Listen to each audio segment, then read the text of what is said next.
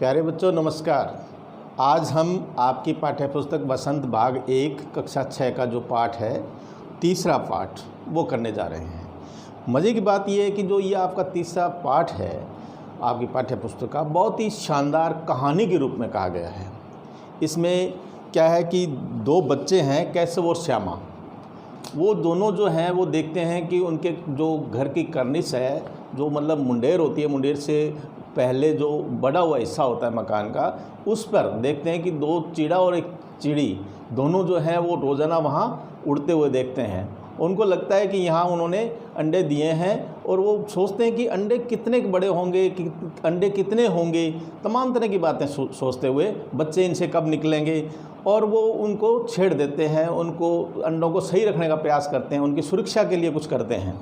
लेकिन उनको ये पता नहीं था कि जो चिड़िया है वो इंसान अगर किसी अंडे का हाथ लगा देता है तो चिड़िया उसको क्या कि सेना छोड़ देती है और उसको नीचे गिरा देती है। तब दोनों को बहुत ही पछतावा होता है। तो इस तरह की कहानी बहुत ही लाजवाब, बहुत ही अच्छी कहानी है, इसको समझिएगा। और यह जो लेखक हैं इसके कहानी के वो है प्रेमचंद। तो प्रेमचंद जी की कहानी जो है बहुत ही शानदार है और इस पाठ का नाम है नादान दोस्त। बहुत ही प्यारा सा पाठ आपका। केशव के घर कर्निश के ऊपर एक चिड़िया ने अंडे दिए थे। केशव और उसकी बहन श्यामा दोनों बड़े ध्यान से चिड़िया को वहाँ आते जाते देखा करते। सवेरे दोनों आंखें मलते कर्निश के सामने पहुँच जाते और चिड़िया दोनों को वहाँ बैठा पाते। उनको देखने में दोनों बच्चों को न मालूम क्या मज़ा मिलता। दूध और जलेबी की सुध भी न रहती थी, यानी कि वो नाश्ता भी उनको शुद्ध नहीं था, भी नाश्ता करें। दोनों के दिल में तरह तरह के सवाल उठते। अंडे कितने बड़े होंगे, किस रंग के होंगे, कितने होंगे, क्या खाते होंगे, उनमें से बच्चे किस तरह निकल आएंगे, बच्चों के पर कैसे निकलेंगे, घोंसला कैसा है। लेकिन इन बातों का जवाब देने वाला कोई नहीं था। न अम्मा को घर के काम धंधों से फुर्सत थी और न बाबूजी को पढ़ने लिखने से। दोनों बच्चे आपस में ही सवाल जवाब करके अपने दिल को तसल्ली दे दिया करते थे। श्यामा कहती, क्यों भैया, बच्चे निकलकर फुर से उड़ जाएंगे। केशव विद्वानों जैसे गर्व से कहता, नहीं रे पगली, पहले पर निकलेंगे, बगैर परों के बेचारे कैसे उड़ेंगे। श्यामा बच्चों को क्या खिलाएगी बेचारी। श्यामा बोली, बच्चों को क्या खिलाएगी बेचारी। केशव इस पेचीदा सवाल का जवाब कुछ न दे सकता था। इस तरह 3-4 दिन गुजर गए। दोनों बच्चों की जिज्ञासा दिन दिन बढ़ती जाती थी। अंडों को देखने के लिए वे अधीर उठते थे। उन्होंने अनुमान लगाया कि अब जरूर बच्चे निकल आए होंगे। बच्चों के चारे का सवाल अब उनके सामने आ खड़ा हुआ। उनको लगा कि बच्चे निकल गए होंगे अंडों से, तो अब जो है वो उनके चारे का क्या करें। तो ऐसा विचार किया उन्होंने, चिड़िया बेचारी इतना दाना कहाँ ला पाएगी कि सारे बच्चों का पेट भरे। गरीब बच्चे भूख के मारे चूं चूं करके मर जाएंगे। इस मुसीबत का अंदाज़ा करके दोनों घबरा उठे। उनको लगा कि अब क्या होगा। दोनों ने फैसला किया कि कर्निश पर थोड़ा सा दाना रख दिया जाए। श्यामा खुश होकर बोली, तब तो चिड़ियों को चारे के लिए कहीं उड़कर न जाना पड़ेगा। केशव बोला, नहीं, तब क्यों जाएगी। श्यामा बोली, क्यों भैया, बच्चों को धूप न लगती होगी। केशव का ध्यान इस तकलीफ़ की ओर तरफ न गया था। बोला, ज़रूर तकलीफ़ हो रही होगी, बेचारे प्यास के मारे तड़पते होंगे, ऊपर छाया भी तो नहीं है। आखिर यही फैसला हुआ कि घोंसले के ऊपर कपड़े की छत बना देनी चाहिए। पानी की प्याली और थोड़े से चावल रख देने का प्रस्ताव भी स्वीकृत हो गया। दोनों भाई बहन देखो कैसे कर रहे हैं बच्चों के बारे में। और दोनों बच्चे बड़े चाव से काम करने लगे। श्यामा माँ की आंख बचाकर मटके से चावल निकाल लाई। केशव ने पत्थर की प्याली का तेल चुपके से ज़मीन पर गिरा दिया और उसे खूब साफ करके उसमें पानी भरा। अब चांदनी के लिए कपड़ा कहाँ से आए, फिर ऊपर बगैर छड़ियों के कपड़ा ठहरेगा कैसे, और छड़ियाँ खड़ी होगी तो कैसे। तमाम तरह के ये सवाल उनके दिमाग में आए। कैसव बड़ी देर तक इसी उधेड़-बुन में रहा। आखिरकार उसने यह मुश्किल भी हल कर दी। श्यामा से बोला, जाकर कूड़ा फेंकने वाली टोकरी उठाकर लाओ, अम्मा जी को मत दिखाना। श्यामा क्या कहती है, देखो वह तो बीच से फटी हुई है, उसमें से धूप ना आएगी। कैसव ने झुंझला कर कहा, तू टोकरी तो ला, मैं उसका सुराग बंद करने के लिए कोई हिकमत करता हूँ। हिकमत मतलब होता है एक तरह से उसका तरीका, हिकमत मैंने तरीका। श्यामा दौड़कर टोकरी उठा लाई। कैसव ने उसके सुराग में थोड़ा सा कागज़ ठूंस दिया और तब टोकरी को एक टहनी से टिकाकर बोला, देख ऐसे ही घोंसले पर इसकी आड़ कर दूंगा, तब कैसे धूप आएगी। श्यामा ने दिल में सोचा, भैया कितने चालाक हैं। तो देखो कितना शानदार दृश्य आपके दिमाग में भी आ रहा होगा, कितना अच्छा चल रहा है, उनके दिमाग में ऐसा चल रहा है और वो उसके प्रयास कर रहे हैं कि उनकी सुरक्षा की जाए। तो दूसरा भाग में जो लेखक ने क्या कहा है देखिए, गर्मी के दिन थे, बाबूजी दफ्तर गए हुए थे, अम्मा दोनों बच्चों को कमरे में सुलाकर खुद सो गई थी, लेकिन बच्चों की आंखों में आज नींद कहाँ। अम्मा जी को बहलाने के लिए दोनों दम रोके आंखें बंद किए मौके का इंतज़ार कर रहे थे। जो ही मालूम हुआ कि अम्मा जी अच्छी तरह से सो गई है, दोनों चुपके से उठे और बहुत धीरे से दरवाजे की सिटकनी खोलकर बाहर निकल अंडों की हिफाजत की तैयारियां होने लगी। हिफाजत में तो होता है संभाल। कैसव कमरे से एक स्टूल उठाकर लाया, लेकिन जब उससे काम न चला तो नहाने की चौकी लाकर स्टूल के नीचे रखी और डरते डरते स्टूल पर चढ़ा। श्यामा दोनों हाथों से स्टूल पकड़े हुए थी। स्टूल चारों टांगें बराबर न होने के कारण किस तरफ ज़्यादा दबाव पाता जरा सा हिल जाता था। उस वक्त कैसव को कितनी तकलीफ़ उठानी पड़ती थी, यह उसी का दिल जानता है। दोनों हाथों से कार्निश पकड़ लेता और श्यामा को दबी आवाज़ से डांटता, अच्छी तरह पकड़। अब देखो प्रयास शुरू हो गए हैं उनको बचाने के, उनको सुविधा देने के, वरना उतर कर बहुत मारूंगा। मगर बेचारी श्यामा का दिल तो ऊपर कार्निश पर था। बार बार उसका ध्यान उधर चला जाता और हाथ ढीले पड़ जाते। कैसव ने जो ही कार्निश पर हाथ रखा, दोनों चिड़ियाँ उड़ गई। कैसव ने देखा कार्निश पर थोड़े तिनके बिछे हुए हैं, उन पर 3 अंडे पड़े हुए हैं। जैसे घोंसले उसने पेड़ों पर देखे थे वैसा कोई घोंसला नहीं था। श्यामा ने नीचे से पूछा कि बच्चे हैं भैया। कैसव बोला, 3 अंडे हैं, अभी बच्चे नहीं निकले। श्यामा, ज़रा हमें दिखा दो भैया कितने बड़े हैं। कैसव बोला, दिखा दूंगा, पहले ज़रा चिथड़े तो ला, नीचे बिछा दूँ। चिथड़े होता है कपड़े के टुकड़े। बेचारे अंडे तिनकों पर पड़े हैं। श्यामा दौड़कर अपनी पुरानी धोती फाड़कर एक टुकड़ा लाई। कैसव ने झुककर कपड़ा ले लिया, उसकी कई तय करके उसने एक गद्दी बनाई और उसे तिनकों पर बिछाकर तीनों अंडे धीरे से उस पर रख दिए। श्यामा ने फिर कहा, हमको भी दिखा दो भैया। कैसव बोला, दिखा दूंगा, पहले ज़रा वह टोकरी तो दे दो, ऊपर छाया कर दूं। श्यामा ने टोकरी नीचे से थमा दी और बोली, अब तो उतर आओ, मैं भी तो देखूं। कैसव ने टोकरी को एक टहनी से टिकाकर कहा, जा दाना और पानी की प्यालियाँ ले आ, मैं उतर जाऊं तो तुझे दिखा दूंगा। श्यामा प्याली और चावल भी लाई। कैसव ने टोकरी के नीचे दोनों चीज़ें रख दी और आहिस्ता से उतर गया। श्यामा ने गिड़गिड़ाकर कहा, अब हमको भी चढ़ा दो भैया। कैसव, तू गिर पड़ेगी। श्यामा, नहीं गिरूंगी भैया, तुम नीचे से पकड़े रहना ना।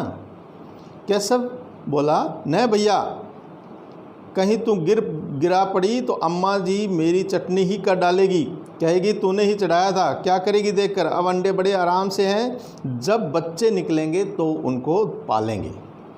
दोनों चिड़िया बार बार कार्निश पर आती और बगैर बैठे ही उड़ जाती।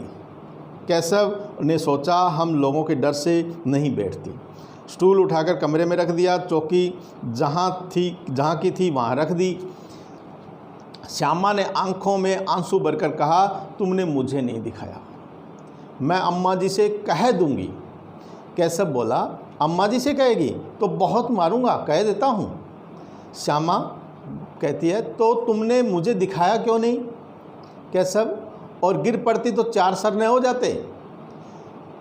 श्यामा हो जाते तो हो जाते, देख लेना मैं कह दूंगी। इतने में कोठरी का दरवाज़ा खुला और माँ ने धूप से आंखों को बचाते हुए कहा, तुम दोनों बाहर कब निकल आए? मैंने कहा था ना कि दोपहर को न निकलना। किसने किवाड़ खोला? किवाड़ कैसव ने खोला था, लेकिन श्यामा ने माँ से यह बात नहीं कही। उसे डर लगा कि भैया पिट जाएंगे।